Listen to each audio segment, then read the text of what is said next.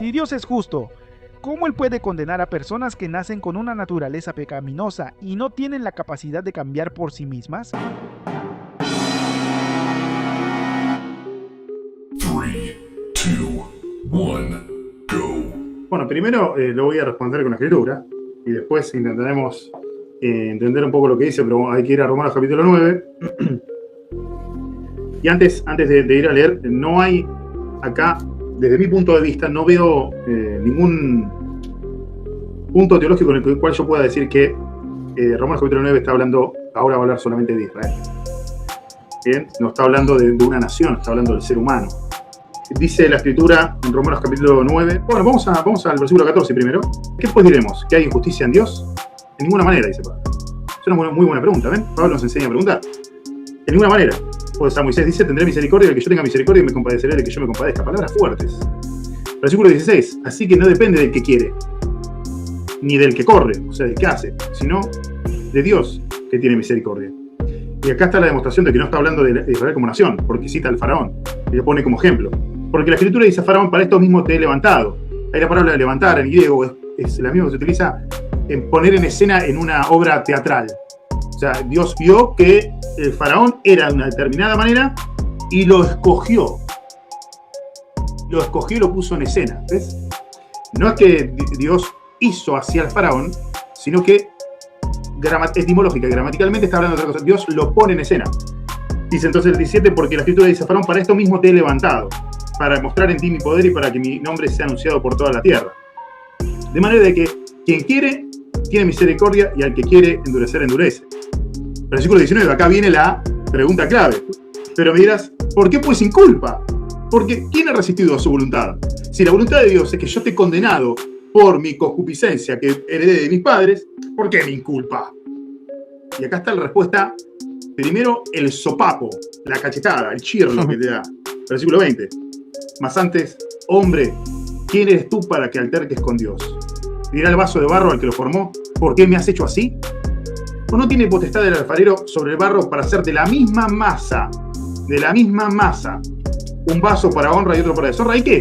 Si Dios, queriendo mostrar su ira y hacer notorio su poder, soportó con mucha paciencia los vasos de ira preparados para destrucción, y para hacer notoria la riqueza de su gloria, las mostró para con los vasos de misericordia que él preparó de antemano para gloria, a los cuales también ha llamado, esto es a nosotros, no solo los judíos, sino también los gentiles. Dios permitió que el hombre vaya por su camino. El hombre decidió, por eso va a decir en el versículo 24, por lo cual también Dios los entregó a la inmundicia. El hombre se corrompe a sí mismo, se aleja de Dios, se revela a Dios, se hace enemigo de Dios. ¿Y Dios qué hace? Dios lo entrega a la inmundicia. Dios le permite hacer al hombre lo que el hombre quiere. El hombre quiere ser libre y quiere ser su propio Dios. Vayan y háganlo, muchachos, dice. Luego, cuando viene la condena, porque Dios es justo, es dueño, es hacedor, es el único que tiene aceidad, el único que subsiste por sí mismo y sustenta todas las cosas. Aquel que nos dio la vida nos reclama por lo que nos dio. Entonces ahí decimos, no, ¿por qué me vas a condenar a mí si yo ya era así? Entonces ahí vuelvo a leer Romanos capítulo 9 y tal vez ahora tenga un poquito más de sentido. ¿Por qué pues sin culpa? ¿Quién ha resistido a su voluntad? Más antes, hombre, ¿quién eres tú para que alterques con Dios? Entonces, ¿Dios es injusto? No. Y ahora, si me permitís una pequeña reflexión como para terminar la idea, es el hombre en su totalidad va directo a la muerte, todos. Por voluntad propia nos hemos desviado desde nuestro Padre hasta el día de hoy, por cuanto todos pecamos. No queremos ni podemos. Pero tampoco queremos, porque si no pudiéramos, pero quisiéramos, estaríamos todos rogándole a Dios que nos capacite.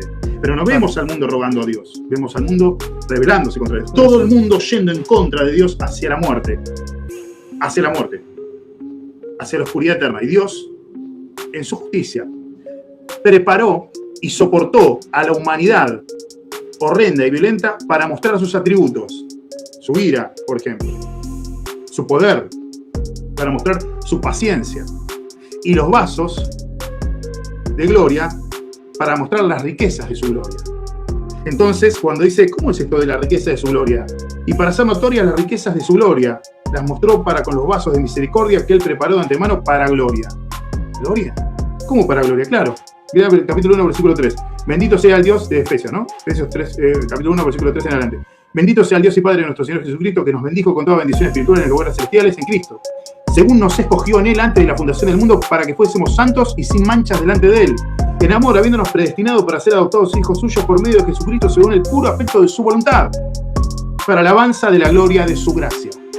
Los vasos de misericordia fueron rescatados para alabanza de la gloria de su gracia. Los vasos preparados para destrucción muestran la ira, la paciencia y el poder del Creador. Todos merecemos la muerte eterna y Él, por gracia, por un favor inmerecido, decidió salvar. Algunos no porque sean mejores, además, porque son peores.